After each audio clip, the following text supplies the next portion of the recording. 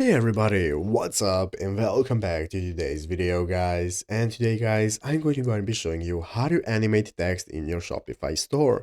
This is a very simple thing to do, so make sure to watch this quick and easy video to the very end, follow my steps correctly so you can make sure that this works the same for you and you can do this yourself.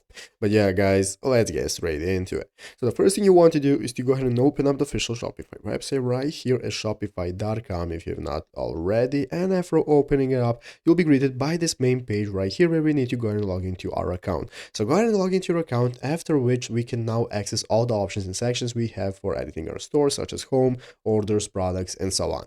So let's go ahead and see how to get started with animating text in your store for your customers. So what I'm going to do first is open up the online store section right here under the sales channels, and after opening it up, it's automatically going to open up this theme section right here. So after opening up the theme section, this is now our theme right here that we can preview and that we can get started with editing how we like. So guys, as you can see right here on this official community Shopify page, we can get started with editing our theme and animating the text by so. As you can see, somebody already asked this question. So if you Google this question on Google and you get this community Shopify page, you can see that the Shopify staff has helped us right here, giving us the CSS code we need to inject into our CSS file. And this is the code that's going to help us animate our text. As you can see, this is the code you want to go ahead and copy. So go ahead and copy this code right here, guys. Take a look at it. And after that, we're going to go into edit code option right here. So by clicking the three dots right here in this new menu that appears, we can click edit code and we can get started with injecting this into our CSS file. So what we can do, guys, is find our CSS file right here